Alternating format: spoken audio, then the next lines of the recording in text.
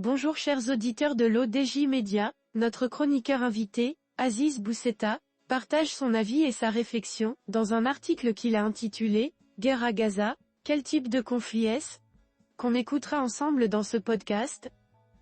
Notre journaliste débute son article de la manière suivante.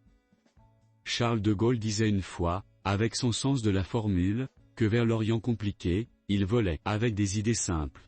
La simplicité n'a pas fonctionné, n'a jamais fonctionné, mais l'Orient, et le Moyen-Orient en particulier, est effectivement compliqué.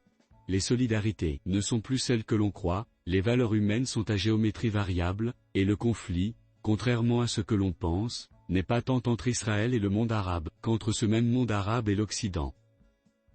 Notre chroniqueur invité commence par expliquer au début de son article. Compliqué, en effet, et la simplicité n'a pas plus fonctionné du temps de Gaulle qu'elle ne fonctionne aujourd'hui. Un Israël au-dessus des lois internationales. Quand le conflit israélo-palestinien entre dans l'enceinte de l'ONU, le droit international en sort. Il résiste certes un peu avant, mais il sort quand même. Comment du reste pourrait-il y prospérer, ou juste y rester, alors même que les présidents et premiers ministres de 3 membres permanents du Conseil de sécurité de l'ONU ont été pèlerinés en Israël pour présenter, chacun à sa manière, leurs condoléances, leur sympathie, leur empathie et leur chargement d'armes? De quel droit pourrait-on parler alors que les vétos pleuvent en rafale dès lors qu'il s'agit de condamner, ou simplement réprimander, Israël, pour des actes qui auraient valu la décapitation puis la potence à n'importe quel autre dirigeant du monde ne disposant pas de l'arme nucléaire? En 2021, l'ambassadeur d'Israël auprès de l'ONU Gilad Erdan, visiblement courroucé contre un rapport du Conseil des droits de l'homme, qui condamnait les exactions israéliennes en Cisjordanie et surtout à Gaza, avait tranquillement déchiré le dit rapport à la tribune de l'Assemblée générale, lançant au monde un très viril honte à vous. Que pensez-vous qu'il arriva? Rien. L'Occident, à travers ses dirigeants et ses médias, défendent le droit d'Israël à exister. C'est leur droit, et c'est celui d'Israël à exister, mais les autres peuples ont également le droit de simplement vivre. Or cela leur est semble-t-il dénié. 2. Le soutien des pays arabes aux Palestiniens. La question se pose ici de savoir s'il s'agit d'une solidarité confessionnelle ou d'un soutien culturel. La question mérite d'être posée, car si le soutien se fondait d'abord sur la religion, l'extraordinaire émotion à laquelle on assiste aujourd'hui dans le monde arabe, se serait également manifestée à l'égard des Rohingyas ou encore des Ouïghours. Le moins que l'on puisse dire est que ce n'est pas le cas.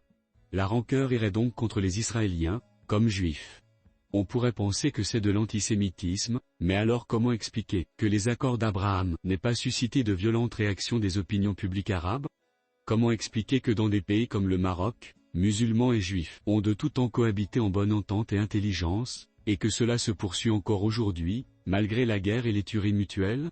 Et comment expliquer que juifs et musulmans aient vécu ensemble des siècles durant sur cette même terre de Palestine aujourd'hui disputée? La rancœur ne va donc pas contre le judaïsme comme religion, mais contre le sionisme en tant qu'idéologie, une idéologie, fait aggravant, soutenue, quoi qu'elle fasse et quel que soit le nombre des gens massacrés, par un Occident encore meurtri par le remords de l'Holocauste du XXe siècle et rongé par le souvenir des pogroms des siècles passés. L'histoire se répète, avec juste un changement de l'identité des victimes, hier les juifs aujourd'hui les musulmans, et l'Occident fidèle à son rôle de virtuose des pogroms. Monsieur Aziz Bousseta approfondit sa réflexion de la manière suivante. 3. La discrétion des pays musulmans non arabes. On aura relevé le silence, ou au moins la retenue des grands pays musulmans non arabes, Iran et Turquie exceptés, face au massacre en cours à Gaza. Quelques milliers de manifestants en Afghanistan et au Pakistan, et puis c'est tout. Pas de réaction virulente des diplomaties des grands pays musulmans d'Asie du Sud-Est. La question palestinienne est d'abord une affaire culturelle, arabe, et aussi de proximité régionale et de calcul géostratégique. 4. Conflits israélo-arabes, comme on dit, ou occidentalo-arabes. Diabolisation systématique, concertée et organisée. Hamas méthodiquement taxé de terrorisme, mot devenu élément de langage incontournable en Occident, déshumanisation des victimes palestiniennes depuis toujours, contrairement aux victimes israéliennes du 7 octobre, UE et États-Unis, qui font bloc pour soutenir Israël, ignorant totalement les Palestiniens, hormis quelques mots de convenance et de circonstance, et en France, les choses sont allées jusqu'à laisser dire dans les médias et dans la bouche de certains politiques que Allahu Akbar est un cri de guerre, stigmatisant les millions de musulmans du pays, qui en font profession de foi. Un climat de défiance à l'égard des musulmans, et des Arabes en particulier, s'est installé dans les médias et chez les dirigeants ouest européens et américains, montrant que quelle que soit l'identité ou l'idéologie des maîtres de Tel Aviv, ces dirigeants s'aligneront sur la politique d'Israël.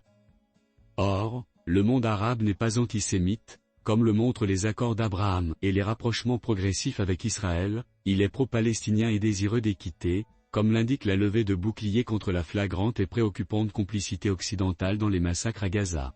Et à l'inverse de ce qui se produisait autrefois, aujourd'hui, les pays arabes ont bien plus d'influence, d'opulence et d'autonomie, par rapport à l'Occident.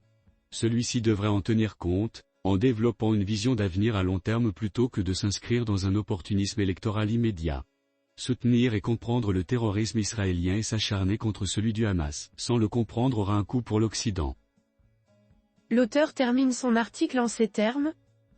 Le pasteur américain James Freeman Clarke disait au XIXe siècle que la différence entre le politicien et l'homme d'État est la suivante, le premier pense à la prochaine élection, le second à la prochaine génération.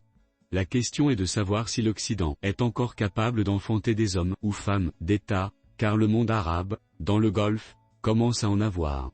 Et face à la complexité de ce conflit, qui ressemble à un choc de civilisation, les idées simples ne seront pas la solution. Rédigé par Aziz Boussetta. Merci d'avoir écouté ce podcast de l'ODJ Média. N'oubliez pas de vous inscrire sur notre newsletter quotidienne à partir du portail odj.ma. Alors, on se dit au prochain podcast de nos chroniqueurs invités, et à très bientôt.